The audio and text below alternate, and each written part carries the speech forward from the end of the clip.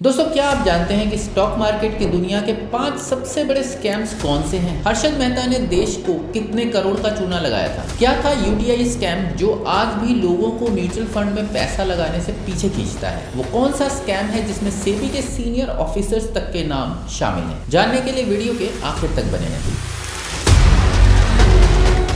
Stock market के scams में Harshad Mehta scam सबसे ऊपर आता है, जो 3500 से 5000 करोड़ जितना बड़ा था। दरअसल बीकॉम की डिग्री करने के बाद हर्षद मेहता ने कई छोटी बड़ी फर्म्स में काम किया था और फिर बीएसई यानी बॉम्बे स्टॉक एक्सचेंज के ब्रोकर बन गए, जिसका उन्होंने भरपूर फायदा उठाया और कुछ समय बाद ही अपनी कंपनी ग्रोमोर रिसर्च एंड एसेट मैनेजमेंट की शुरुआत की। ये असल में एक स्टॉक ब्रोकिंग कंपनी थी जो कुछ खास चल नहीं रही थी, इसलिए हर्षद मेहता ने बैंकिंग सिस्टम के कुछ लूप होल्स पकड़े। असल में उस समय आरबीआई ने कुछ रूल्स बनाए थे जिसके अकॉर्डिंग वीक के एंड में हर बैंक को कुछ गवर्नमेंट बॉन्ड्स देने होते थे, लेकिन ये काम भी ब्रोकर्स के थ्रू होता था। अब हर्षद मेहता अभी टॉप ब्रोकर्स में से एक थे, तो आरबीआई के इस रूल को उन्होंने अपने फायदे के लिए इस्तेमाल करना शुरू कर दिया और एक बैंक से गवर्नमेंट सिक्योरिटीज का प्रॉमिस कर पैसा लेते और कुछ हफ्तों का टाइम मांगते। कुछ समय बाद हर्षद मेहता दूसरे बैंक के पास जाते और ज्यादा इंटरेस्ट का लालच देकर गवर्नमेंट सिक्योरिटीज खरीद लेते। तो अब यहाँ स्कैम कैसे हुआ?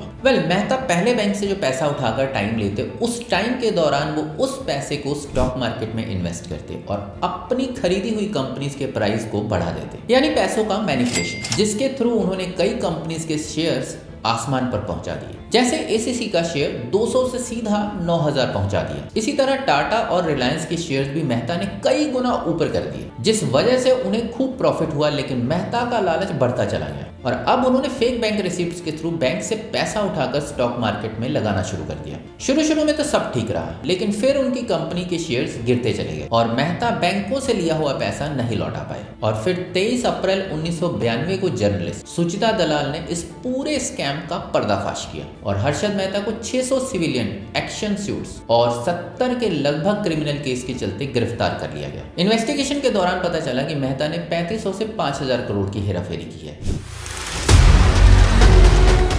मुंबई की गुजराती फैमिली से बिलोंग करने वाले केतन पारेख प्रोफेशन से चार्टर्ड अकाउंटेंट थे।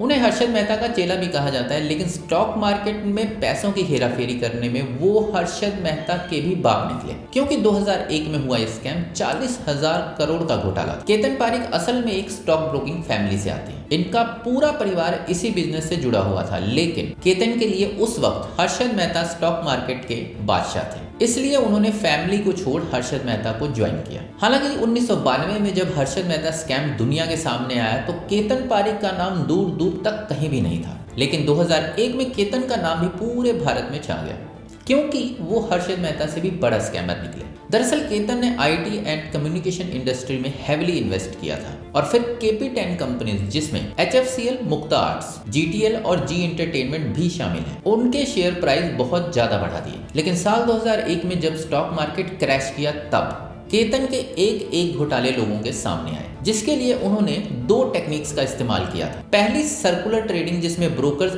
आपस में ही बाय एंड सेल करते और शेयर्स की वैल्यू बहुत ज्यादा बढ़ा देते। दूसरी टेक्निक थी पंप एंड डंप टेक्निक। ये स्टॉक मार्केट की एक फ्रॉड स्कीम है जिसमें ब्रोकर किसी भी एक कंपनी के ज्यादा से ज्यादा शेयर खरीदकर इन्वेस्टर्स को फेक इन्फॉर्मेशन के थ्रू उन शेयर्स से भटकाने की कोशिश करते हैं और फिर शेयर्स को बेचकर मोटा प्रॉफिट जनरेट करते हैं, जबकि एक इन्वेस्टर को इससे भारी नुकसान होता है। इन्हीं स्कीम्स के जरिए केतन ने कई स्कैम्स किए, जिनमें सबसे बड़ा था Madhavpura mercantile cooperative of bank घोटाला, जिसमें केतन ने इतने शेयर्स खरीद लिए थे कि वो अपनी मर्जी से पे ऑर्डर बनवाया करते थे। पे ऑर्डर मतलब ऐसी पेमेंट जिसे पे करने की गारंटी बैंक की होती है, यानी केतन ने मेहता को पे ऑर्डर दिया तो बैंक मेहता को जितना चाहे उतना अमाउंट दे देगी, फिर चाहे मेहता के अकाउंट में पैसे हों या ना। केतन ने इस बात का भरपूर फायदा उठाया और कई बैंक्स को पे ऑर्डर देकर लोन उठाना शुरू कर दिया। देखते ही देखते वो बैंक्स को 1700 करोड़ का चूना लगा चुके थे। 1995 से 2001 तक उन्होंने स्टॉक्स में जमकर मनी मैनिपुलेशन की, लेकिन 2001 में सब सामने आ गया और केतन पर इनसाइडर ट्रेडिंग,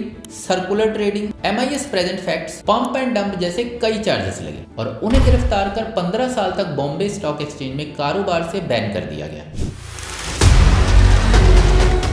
साल 2015 में आया ये स्कैम अब तक का सबसे अजीबोगरीब स्कैम है, क्योंकि इसके मास्टरमाइंड यानी चित्रा रामाकृष्णन ने ये दावा किया कि घोटाला करने के लिए उन्हें हिमालय के एक बाबा ने खुद आकर कहा था। इस घोटाले में चित्रा रामाकृष्णा के अलावा एनएससी के कई और अधिकारी शामिल थे, इसलिए इसे most controversial scam of India भी कहा जाता है। दरअसल ये पूरा स्कैम कोलोकेशन सुविधाओं के आसपास घूमता है, जो ब्रोकर्स को अपने सर्वर को एनएससी डाटा सेंटर में रखने की परमिशन देता है। यानी एनएससी के सर्वर के नजदीक आपका सर्वर है तो आपका डाटा यहाँ जल्दी पहुंचेगा और दूर वाले का लेट। अब साल 2010 में एनएससी ने एक फैसिलिटी दी जिसे कोलोकेशन फैसिलिटी कहा गया, जिसमें ब्रोकर एक छोटी सी फीस देकर अपना सर्वर एनएससी के सर्वर के पास रख सकता था। अब हुआ ये कि एनएससी के कई सर्वर्स थे और कुछ ब्रोकर्स को पहले ही पता रहता था कि कौन सा सर्वर कब खुलने वाला है, इसलिए वो पहले से ही लॉगिन करके रखते थे। इन्हीं में से एक थी ओपीजी सिक्योरिटीज, जिसने 2012 से 14 तक एनएससी के एक अधिकारी से मिलकर खूब घोटाला किया, क्योंकि अधिकारी उन्हें अपडेट कर देता था कि कौन सा सर्वर कब खुलने वाला है, जिससे उसका डाटा एनएससी पे सबसे पहले पहुंचने लगा। जबकि कई ब्रोकर एनएससी के बैकअप कैमरा सर्वर को लॉगिन कर रहे थे, जबकि एनएससी ने इसके लिए खास मना किया था। कई ब्रोकर्स पर फाइन लगा, लेकिन इसके बावजूद भी कई ब्रोकर्स ने लॉगिन करना जारी रखा, जिस वजह से प्राइस वैल्यू उन्हें पहले पता चल जाती